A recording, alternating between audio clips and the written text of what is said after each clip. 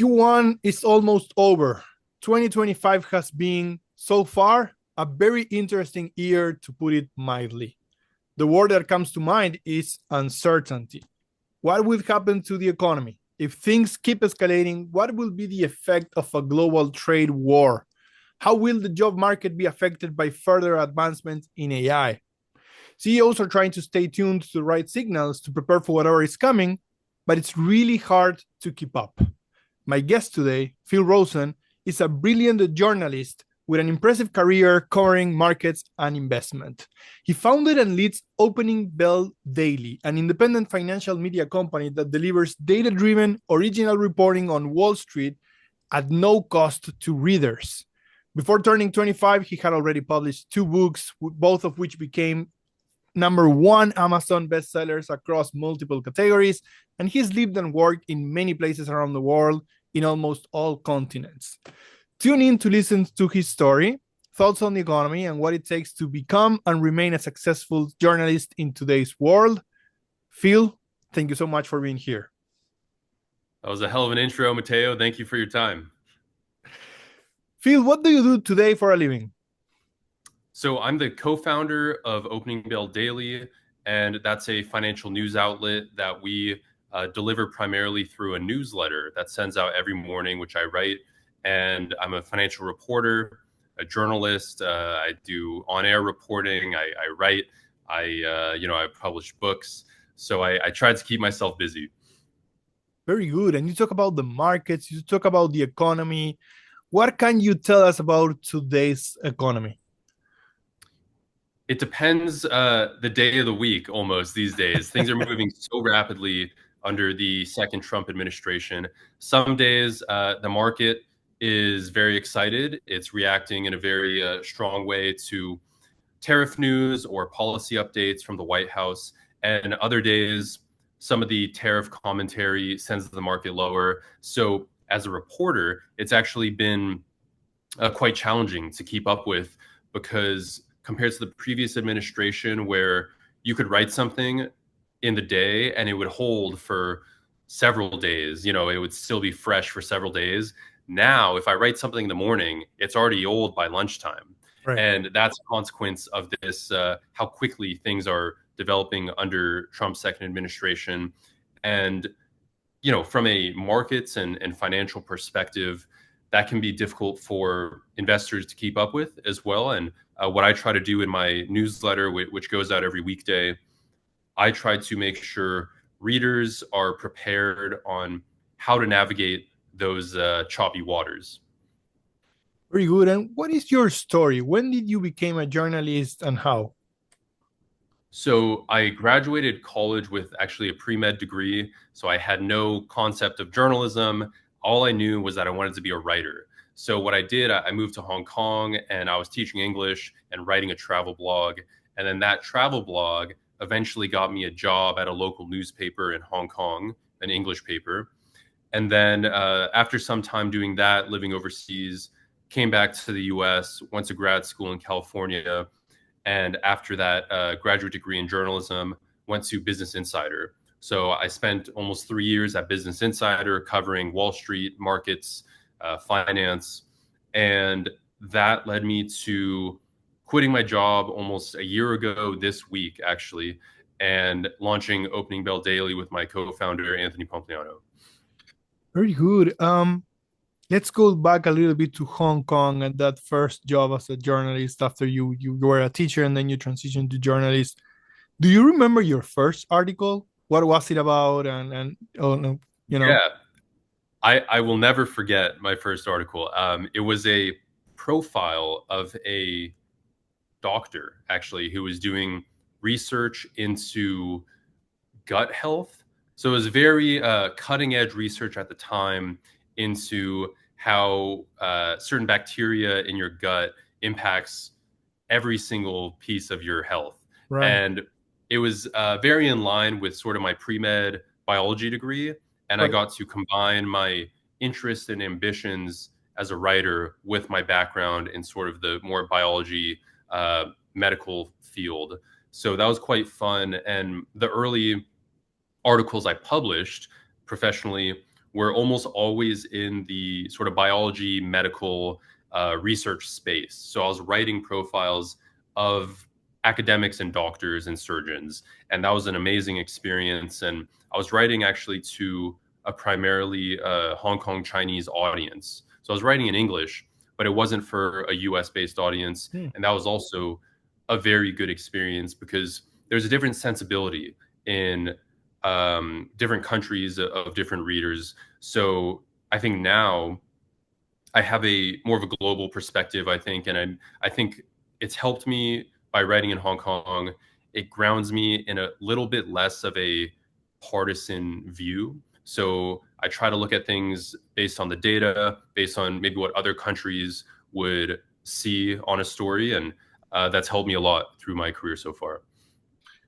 Is it when you were in Hong Kong and writing there for the Hong Kong and Chinese audience, um, is it more strict in terms of how far will you go to voice your opinion? What sort of training did you get there, and how does it work compared to the US?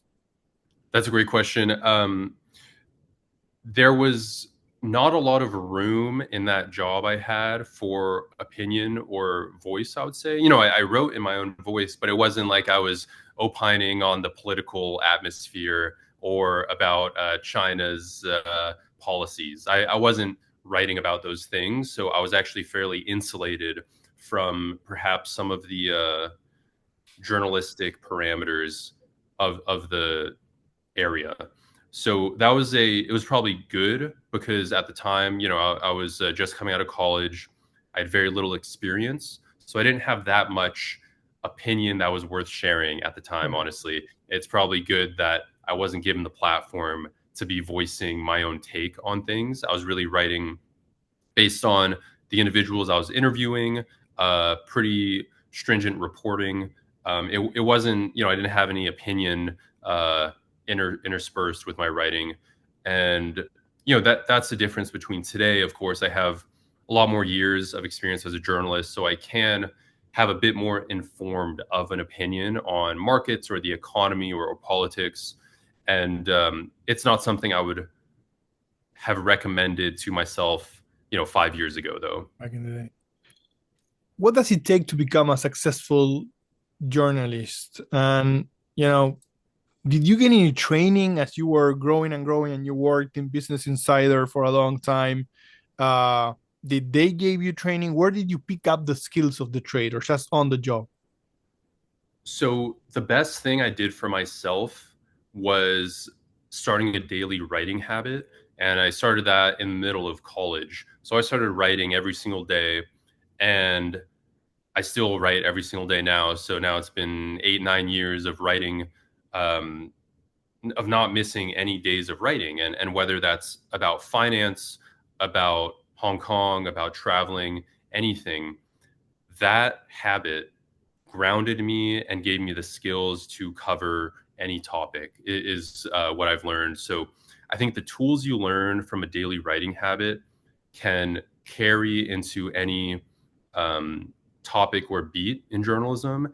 And that's really what has supported me through my career so far, is being able to write a very high volume and not get intellectually fatigued, and maintaining interest and curiosity no matter how much I've already done on a certain subject.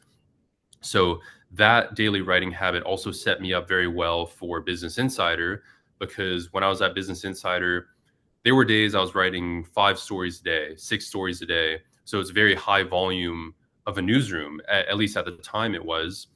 But because I had been writing every single day for so many years before I got there, I was very armed and ready with the tools needed to be in a high volume environment.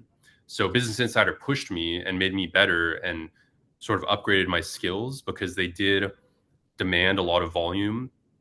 But that was an incredible learning experience. When you're faced with 6 deadlines in a single day, you have no choice but to get better. Right. So you either get better or you crash and burn. And it was just great practice. What are your thoughts? We live in a strange world, right? Today, a few years back, you had that deadline, you had 6 articles to write, and that was it, and you needed to get it done. Today, maybe a younger person can go like, oh, I'm just going to throw this at chat GPT, get something back. What are your thoughts there? Is that a menace, or is that inspiration, or is that just another tool? How do you see it? I'm a very optimistic and pro innovation person. So I'm not afraid of any of the fast developing AI tools that, we're seeing almost every other week. We get new AI tools come out. And I'm all for that. I think it's good for technology, it's good for society. However, I do think it's very tempting, especially for students, let's say college students, high school, they can turn to ChatGPT now and it will write all their essays, it'll do all their practice questions. It can do pretty much all your schoolwork without any effort. And that I think is a serious issue because it's not about getting the work done and turning in an essay or an assignment. It's really about the things you learn in the process of accomplishing those tasks. So, when I think about my own journey, writing every day for so many years, most of the things I've ever written are actually not published. They're just in a private journal or on a Google Doc that will never see the light of day. But that doesn't mean it's not what got me here. Those are the lessons and the practice and the reps that allow me to do the things I do in public. And if I had outsourced all of that to AI without doing sort of the quiet, in the dark practice, I certainly would not be where I am today.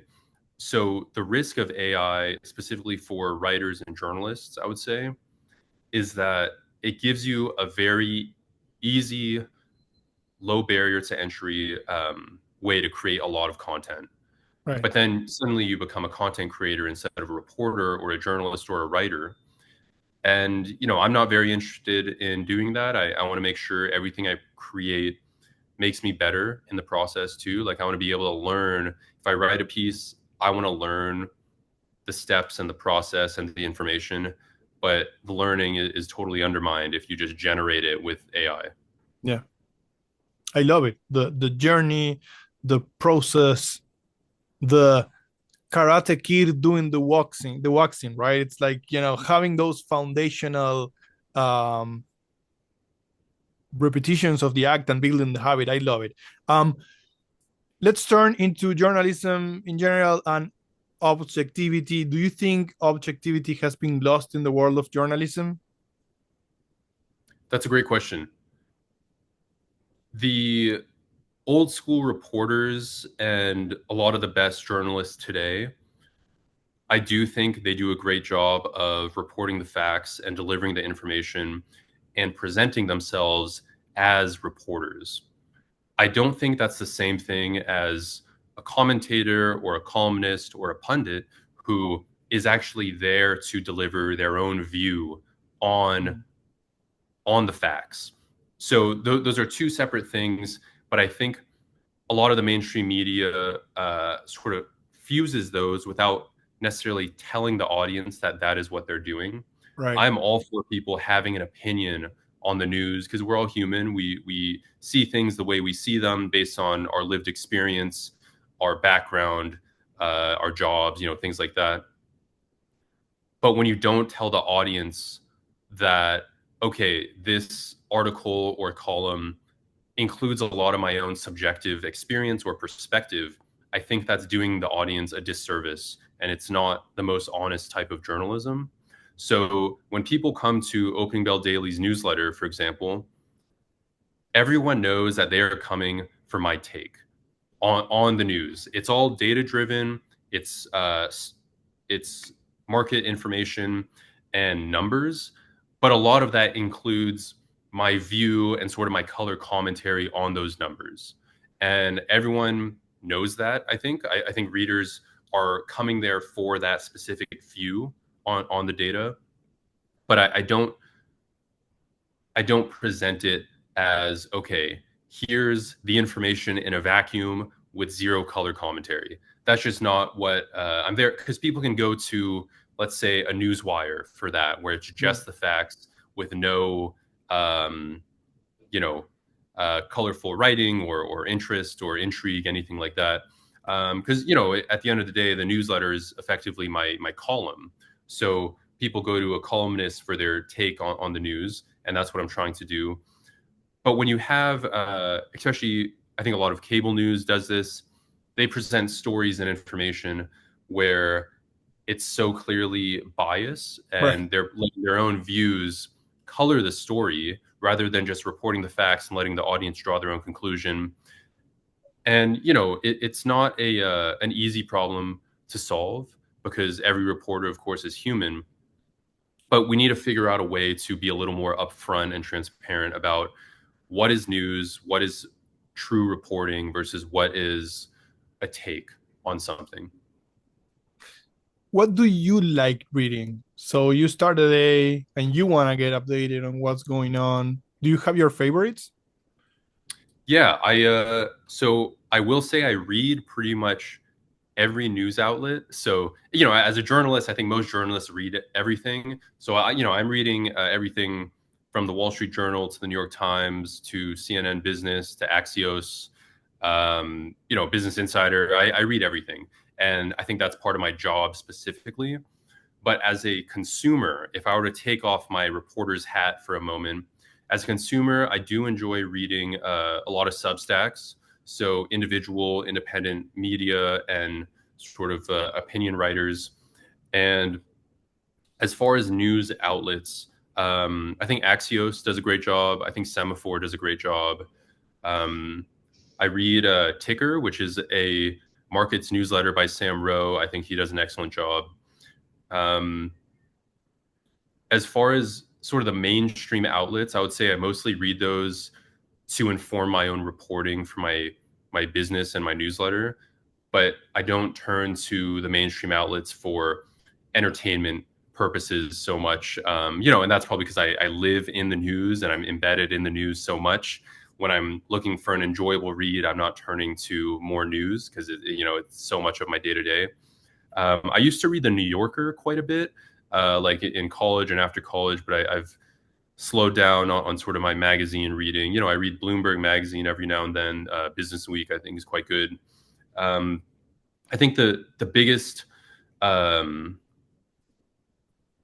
pitfall that readers can make is sticking to only one news source. Right. So I try to give myself a very wide diet of information because I certainly don't want to, fall into, okay, I'm only going to read the New York Times and see sort of that coastal elite view on the world because Right. I also want to read all the other sources of information that get me out of that New York City bubble.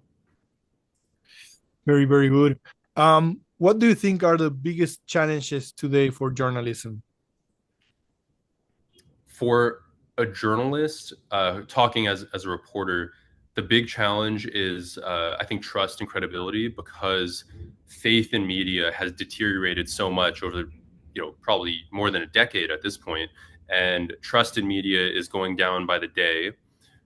I think a lot of that is going toward independent media. So trust is being lost in the mainstream and going into independent media.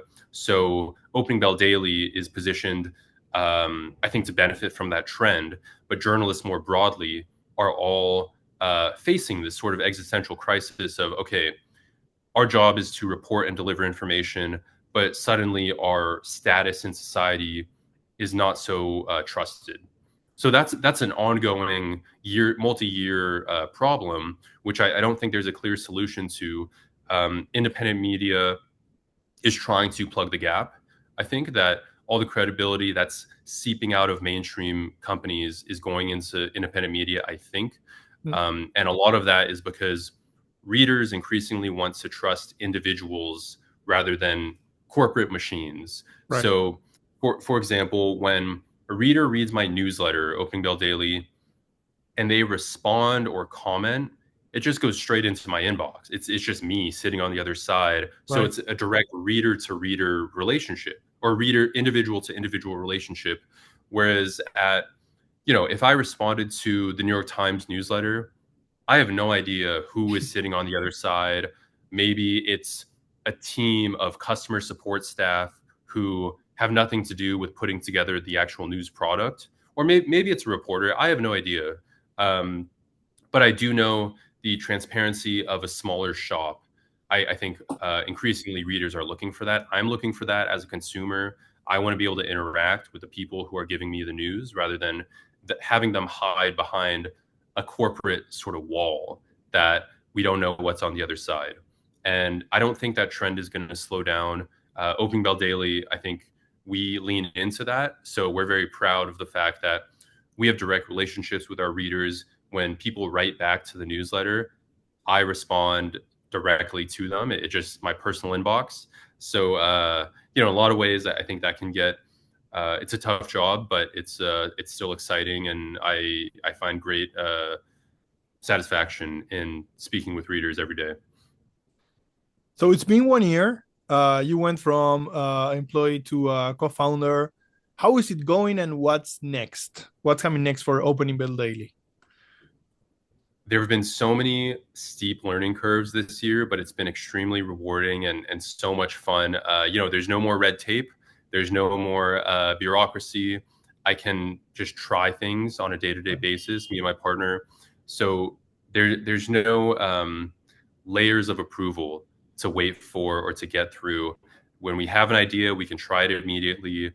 We can ask readers directly what they think of our ideas.